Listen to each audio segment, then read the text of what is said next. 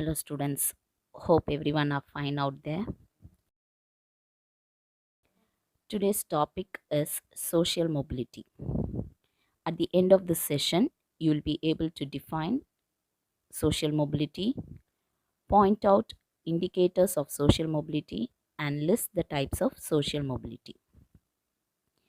Before defining social mobility, let me first explain what a society is. Society is constituted of people who are overchanging in nature. That is, they keep changing every now and then. So, society is constituted of people who are overchanging in nature. Next, you should know what mobility means. It means the ability to move freely and easily. What is mobility? It means the ability to move freely and easily. From these two meanings, let me arrive at the simple meaning of social mobility. It is the movement of people in groups or as individuals within the society. In simple words, it is the shift in individuals' status. So, if we want to define social mobility, we putting it in the words of P.A. Sorokin, social mobility is meant as any transition of an individual from one position to another in a constellation of social group and strata. Let me repeat. Social mobility is meant as any transition of an individual from one position to another in a constellation of social group and strata. For your understanding, let me tell that social mobility is the movement of individuals or groups from one social position to another within the socially stratified system in any society. So, what do you understand from social mobility? It is the movement of individuals or groups from one social position to another in the society. Now that you have known what social mobility is, let me move on to the indicators of social mobility. Indicators in the sense it indicates something, it points out to something. So, what are the indicators of social mobility? Some of the indicators of social mobility are education, occupation, income, motivation, successes and failures, migration, and industrialization. They are not the end be all and the end all. We have many indicators, but I have only listed a few of them. So, let me explain one after the other. First indicator is education.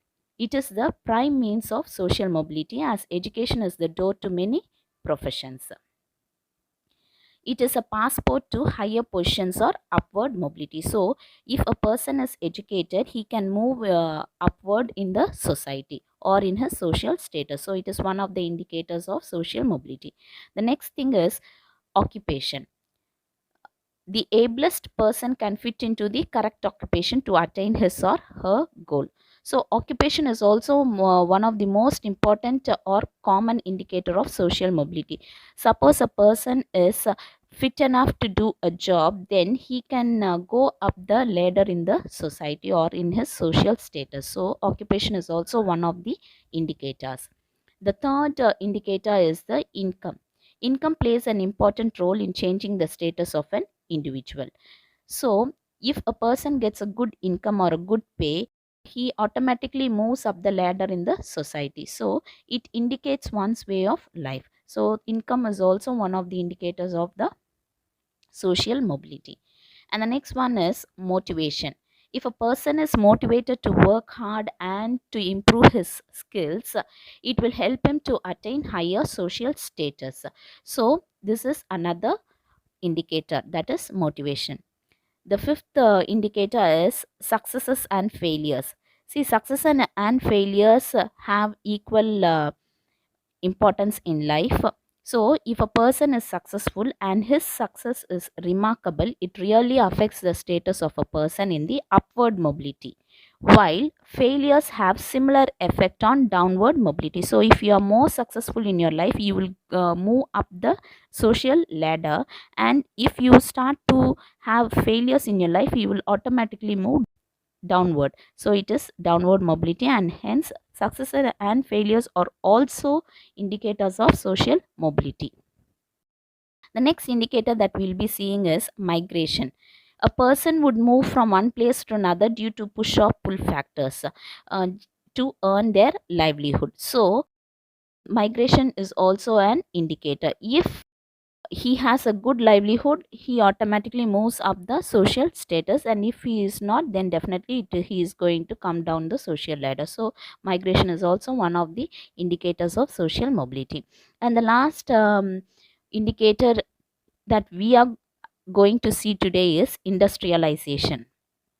With this industrial revolution, we have seen many industries coming up. So there will be vocational training. People would have got training in the industrial area, so that they can get placed in the jobs in industries or factories.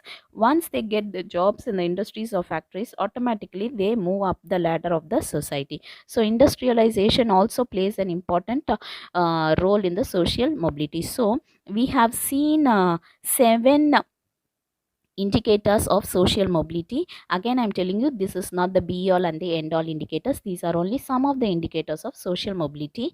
They are education, occupation, income, motivation, successes and failures, migration, and industrialization. So now let us move on to the types of social mobility.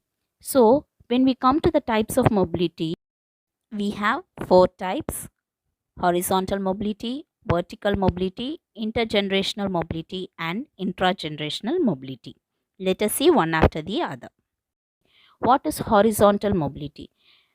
This is the movement of a person from one situation to another at the same level without any noticeable change within the social stratum or the single stratum. Okay, so I'll repeat: horizontal mobility is the movement of a person from one situation to another at the same level without any noticeable change. In simple words, there is no change in the social status or position, as the movement will be between equally ranked or same position. So, a person who is moving in the social ladder, he will be moving in an equally ranked position.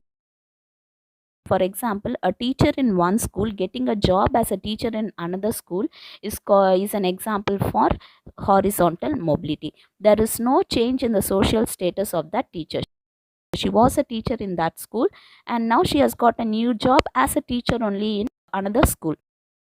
So there is no noticeable change. There is only a movement from one situation to another. So this is called as horizontal mobility. Now let's go on to the next type, that is the vertical mobility.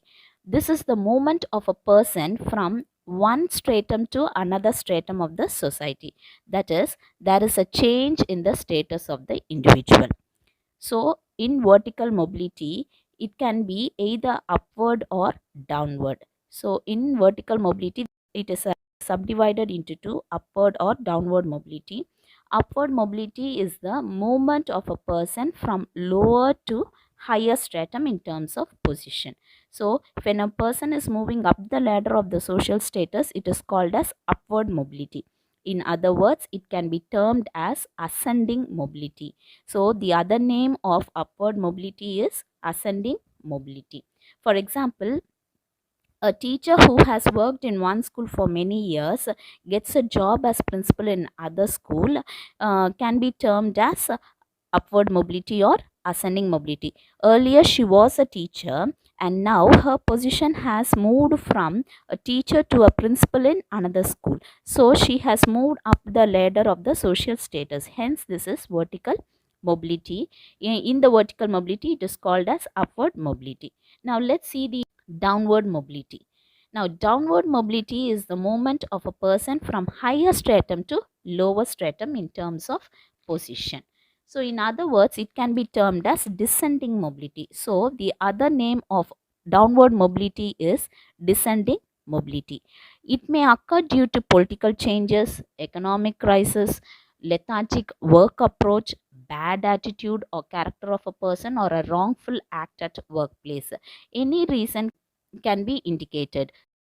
For example, a senior accountant demoted to the position of accountant due to his wrongful act or due to a lethargic work approach can be given as an example for descending mobility. So a person in an organization who was a senior accountant has been demoted to the position of an accountant, so he has come in a downward position, his position in the social strata has descended. So this is called as descending mobility or downward mobility.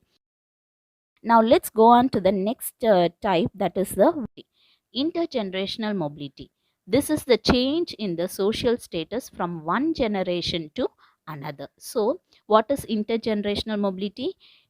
There is a change in the social status from one generation to another. The change can be upward or downward.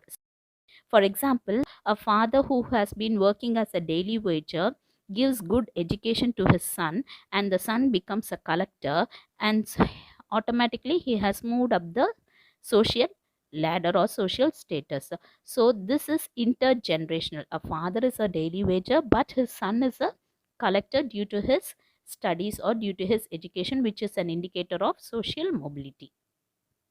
Then the next type and the last type is the intragenerational mobility. Intra, now when I say it is intragenerational mobility, it is the person's social movements through his lifespan. That is, a person may have started his career as a clerk, but he would have ended up retiring as a director of the company. So due to his hard work, due to his motivation, which are all the indicators of social mobility, he would have ended up as a director of the company. So during his lifespan, he started his career as a clerk, but he ended his work span as a director. So this is intragenerational mobility. Another thing is that it can also indicate the change in position between siblings. If there is a brother or a sister at home, if one's position is higher than the other, then it is also called as intragenerational mobility. For example, a brother may be in a higher position than his brother or sister. I would like to repeat the types of social mobility. We have four types, that is horizontal mobility, vertical mobility, intergenerational and intragenerational. Horizontal mobility is nothing but movement of a person from one situation to another at the same level. Vertical mobility is the movement of a person from one situation to another of a society. That is, there will be a change in the status of the individual. In vertical mobility, you have upward mobility and downward mobility. Upward mobility is otherwise called as ascending mobility. Downward mobility is otherwise called as descending mobility. And then third type is intergenerational mobility. That is the change in the social status from one generation to another. That is, a father who has been working as a daily wager and his son becoming a collector or a lawyer or a doctor due to his education. Then the last type is the intragenerational mobility. It is the person's social movements through his lifespan. For example, a person would have started his career as a clerk and would have ended up as a director. So this is the intragenerational mobility. And another one is, in the same family, a brother can be in a higher position than their sister or brother. Okay, so this is intragenerational mobility. So my dear students, you must have now understood what social mobility is, what are the indicators of social mobility, and types of social mobility. Meet you all again with yet another topic. Until then, take care.